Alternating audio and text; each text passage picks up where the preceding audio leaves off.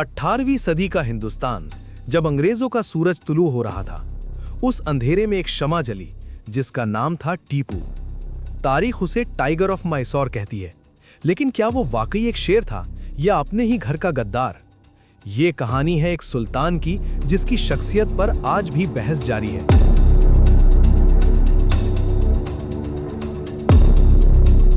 मुगल सल्तनत कमजोर हो चुकी थी। मराठाज, निजाम और अंग्रेज सब हिंदुस्तान की बोटियां नोचने को तैयार थे। इस मचलती हुई दुनिया में जुनूब में एक नई ताकत उभर रही थी, सल्तनते खुदादाद मैसूर। और इस सल्तनत का शहजादा था टीपू।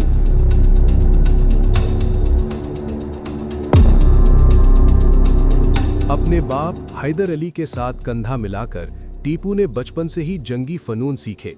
वो सिर्फ एक शहजादा नहीं, एक जानबाज सिपाही था। हैदर अली जानता था कि उसके बाद मैसूर की हिफाजत सिर्फ उसका बेटा ही कर सकता है। और फिर वक्त आ गया। बाप के इंतकाल के बाद टीपू सुल्तान मैसूर का नया हुक्मरान बना।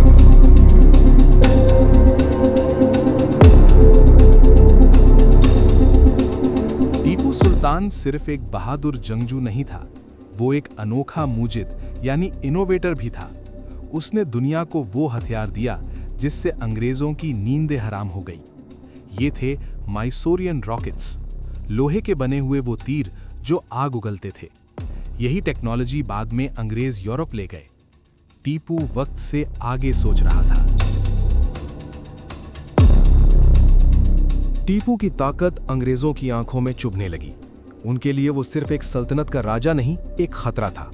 दूसरी एंग्लो मैसूर जंग में टीपू ने अंग्रेजों को ऐसी शिकस्त दी जो वो कभी नहीं भूल पाए। उसने उनके जनरल को कैदी बना लिया। ये ईस्ट इंडिया कंपनी के लिए एक बहुत बड़ी जिल्लत थी।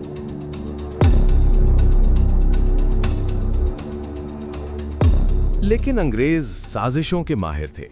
तीसरी एंग्लो मैसूर जंग में निजाम और मराठाज अंग्रेजों से मिल गए। टीपू अकेला रह गया।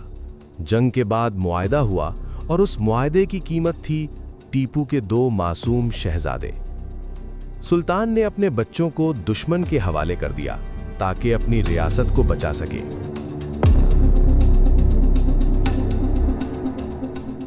अंग्रेजों ने टीपू को बदनाम करने की हर मुमकिन कोशिश की।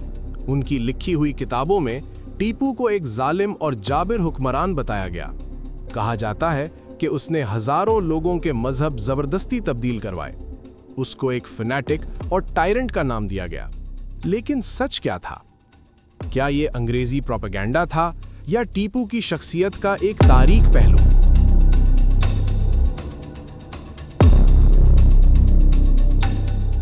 दूसरी तरफ टीपू के रियासत में अमन था।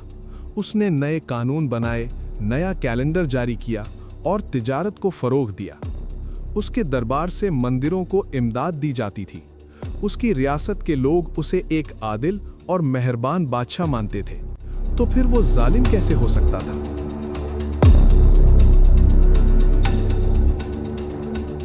चौथी एंग्लो मैसूर जंग फैसलाकुन थी। अंग्रेज अपनी पूरी ताकत से सेरिंगापटम का मुहासरा कर चुके थे। लेकिन टीपू को अंग्रेजों से ज्यादा अपनों से खतरा था। उसके कुछ वजीर और सिपा सालार मीर सादिक और पुरनैया अंदर से दुश्मन से मिल चुके थे। गद्दारी हो चुकी थी।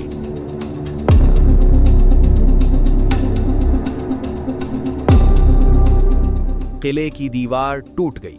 अंग्रेजी फौज एक सैलाब की तरह अंदर दाखिल हुई।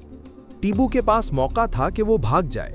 उसके वफादार सिपाहियों ने उसे फरार होने का मशवरा दिया, मगर उसने वो तारीखी जुमला कहा, शेर की एक दिन की जिंदगी गीदड़ की 100 साला जिंदगी से बेहतर है।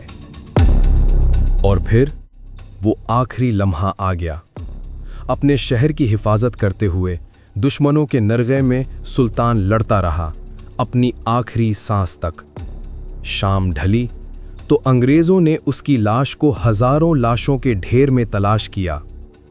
हिंदुस्तान का आखिरी शेर शहीद हो चुका था।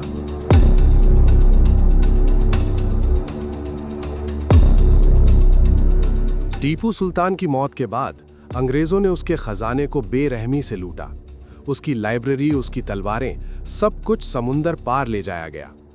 अंग्रेजों ने उसे गदर और जालिम लिखा, जबकि हिंदुस्तान ने उसे गाजी और फ्रीडम फाइटर का दर्जा दिया। वो एक पेचीदा शख्सियत था, एक ऐसा बादशाह जिससे दुश्मन भी खौफ खाते थे और अपने भी गद्दारी कर गए।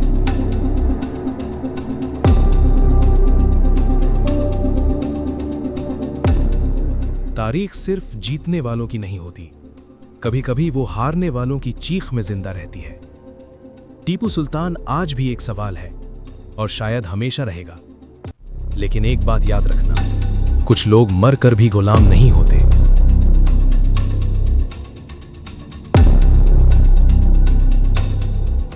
आज सदियों बाद भी टीपू सुल्तान का नाम जिंदा है। एक तरफ नफरत है और दूसरी तरफ अकीदत।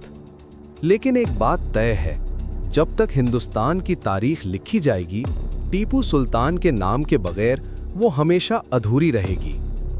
अब फैसला आपका है, वो एक गाजी था या गद्दार।